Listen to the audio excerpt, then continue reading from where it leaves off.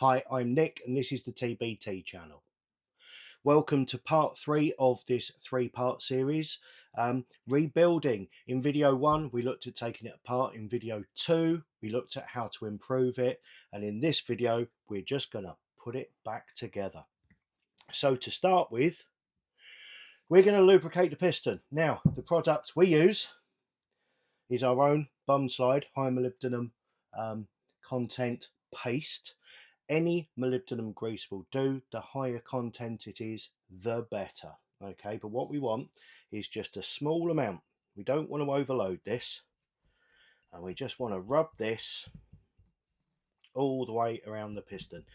Now it is going to take more than others might, simply because it is 30mm as opposed to 26 in most other cases, so it has a larger surface area.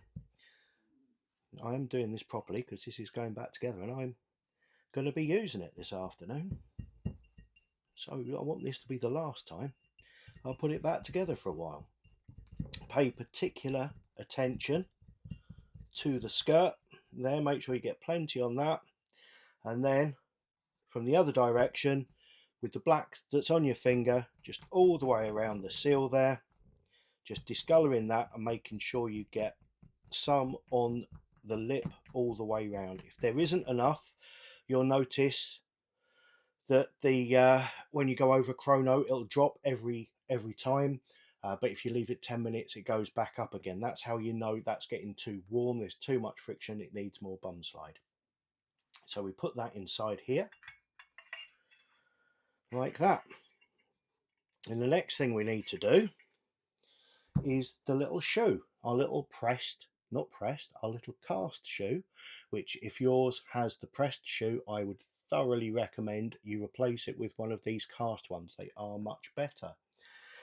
They've got slots on either side that run up and down the chassis, so we just want to lubricate inside those. Again, we're going to use the bum slide just inside of there. It's only a small amount you need. The crystals in this act as ball bearings. They start off at one side, but they will break down over a few shots and then act as tiny ball bearings between the metal surfaces.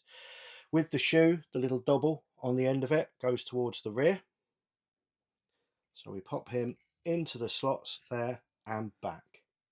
Okay, so far so funky. Next we get the cocking arm. The cocking arm's going to go into the shoe, so he wants just a little bit of lubrication on the end because it will be metal on metal like that, and then place it into the shoe and downwards. If there's any resistance there, it's at the wrong angle, you stand a chance of snapping it off, so start again. Once that's in position, we need to align up here, and we have our little shims, our little fragile shims, don't forget those. So we're doing this with it broken so that we're not fighting against the chisel detent spring, which is very strong. So that goes into there with a little bit of bum slide off your fingers, and then we get our Bic biro lid and we use the pointed part to position it and then the rounded part to poke in there, and that will centralize it. We get our axis pin bolt, take the nut off on the other side, just a small amount of lubrication on that, and that goes through one side. We flip her over and we get the second shim for the other side, small amount of lubrication. It's always small amounts, you don't need much at all. Use your Bic biro pen lid to get it in position without damaging anything. Allow the bolt to go all the way up and that will screw down. Will screw down. Why have you not screwed down? Are you not happy? Is it not in the correct place? Are you not entertained? No, that's going. I do impressions as well. I'm available for bar mitzvahs, children's parties, funerals. Right, next we need to tension this part correctly, because what we want is for that to be able to support itself at anywhere on its travel. Okay, so it's a bit floppy at the moment. There's another reason we do this before putting the spring in.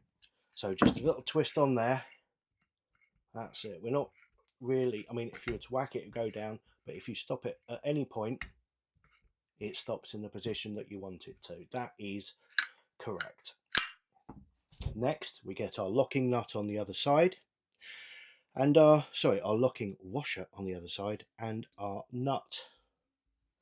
And the nut goes onto there, and you can just do that up tight because the tension is provided by the bolt that we've already tensioned from the other side.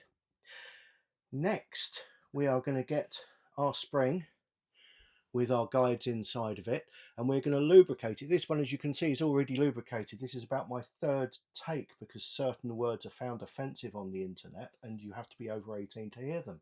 So I am now not using any of those words, naughty words.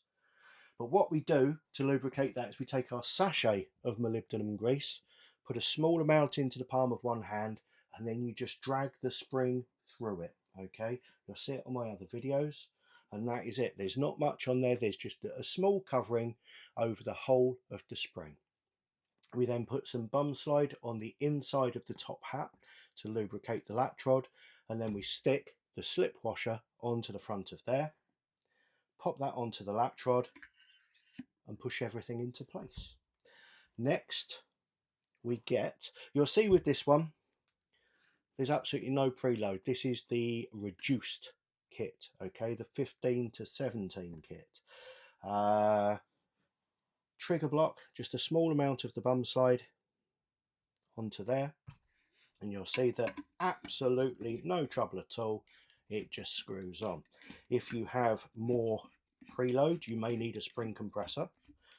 I will be making a video on a spring compressor soon. Please like, subscribe, hit notifications, and you'll be told when I've done so. Now, when that's tightened up, you'll see that these parts aren't perfectly lined up. So what we're going to do is the opposite of what we did in video 1.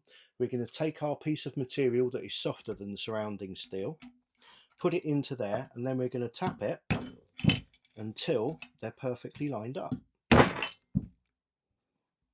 which is there.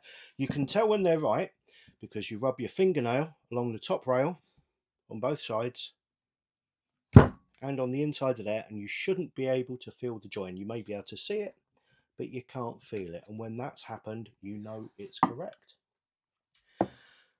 Now we get the safety catch with its spring, put him into his hole there, and then we get the trigger unit, which you have watched and followed the video on adjusting that, I trust. If you haven't, you should do because you'll like it. So we're going to drop that sear, put it into position so we're not fighting the spring sear there, and that's going to go into its gap. We're going to take the longer of the 2 pins, which goes at the front, and we are going to line him up visually. Line him up visually. He's moving around quite a lot in there. There we are. Okay. So he's actually pushed through with finger pressure. Now the safety catch, if you push it in about halfway of its movement, you'll find that the trigger will drop into place and then hold it in position. That means that your safety catch is in the correct place. Then line up your rear hole, get the shorter rear pin and drop him into place.